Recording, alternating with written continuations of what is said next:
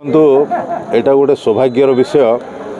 University ହେଇକି 1.5 ବର୍ଷ ହେଲା, କିନ୍ତୁ ଏଇ ବର୍ଷ ଆମର ଯେହେତୁ ସ୍पोର୍ट्स କାଉନସିल ଫର୍ମେସନ୍ ହେଲା, ସୋ ପ୍ରଥମ କରି ଆମେ ଆଥଲେଟିକ୍ ମିଟ୍ କଲୁ।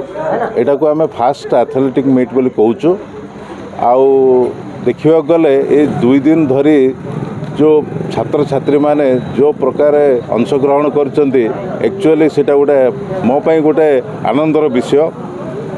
कॉलेज थिला बेले तो मु कोन हेछि मु जानि नै, किंतु यूनिवर्सिटी हला परे एई जो छात्र छात्री मानकर जो आनंद उल्लास रे जो प्रकार से माने योगदान करूचंती, एई जो एथलेटिक मीट रे स्पोर्ट्स इवेंट्स रे बहुत चमत्कार। आउ आगामी दिन रे मध्य एई स्पोर्ट्स काउंसिल निश्चित भाव अधिक अधिक माने इवेंट सब आयोजन करिवो। आउ पिला मानकर जेमती क्रीड़ा प्रति भल मनोभाव रहिबो, सेमाने जेमती अधिक अधिक पार्टिसिपेट करिवे, सेई पई आमे विहित पदक्षेप ग्रहण करिवो। आउ गोटे कथा होछि आमर माने एई एथलेटिक मीट हला एटा आमर यूनिवर्सिटी पई, किंतु आमर भी योजना अच्छी आगामी दिन रे आमे इंटर कॉलेज एथलेटिक मीट करिवो। सेटा भी वर्तमान आमे ये गोटे माने प्लानिंग रे अच्छी, देखा जाओ कौन होछि, किंतु चेष्टा करूछु करिया पई। ने बेनिया मिस बेनिया जो मो एई जो आज ही मो सही खबरटी पाइली, आमर मैडम जने कहते सार एमती आमर एनसीसी कैडेट जने सिलेक्ट होइचंती, राष्ट्रपति तरफरु तांको निमंत्रण करा जाइछि, से जोग देबे। एटा गोटे गौरवर विषय, माने अति खुशीर विषय, ओडिशा पई गौरव। एवं आमर जयपुर विक्रमदेव यूनिवर्सिटी एई लोकालिटी पई निश्चित भाव एटा गोटे गौरवर विषय।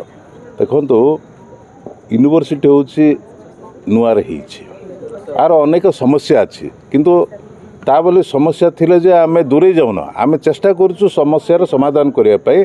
एबे जो कॉलेज थिला बेले जो प्लेग्राउंड आपण देखुचंती, एठी हम आयोजन करूछु।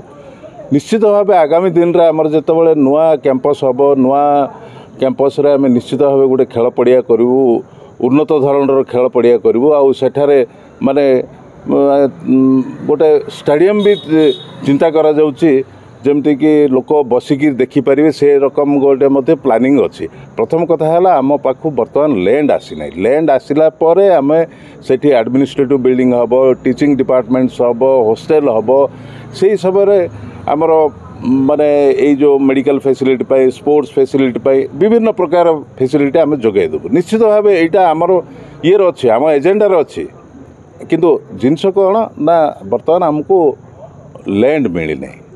लैंड वांस लैंड आमको पाखु आसीगला पर तार भित्तिभूमि यही जो आपण कहते जो स्पोर्ट्स माने खेल पड़िया निश्चित भाव से करूँ। आम यही पड़िया सहित आउ गोटे पड़िया भी आमको नबाक पड़ो, कहीं गोटे पड़िया बर्तमान तो आम देखा गले 75 कॉलेज आमर एफिलिएटेड कॉलेज अच्छी। सो बहुत पार्टिसिपेंट आसिले यही गोटे पड़िया हेनी, आउ गोटे दुईटा माने स्कूल बा कॉलेज मानकर जो अलग पड़िया अच्छी, सेठू आम रिक्वेशन करी सेठी इवेंट करूँ।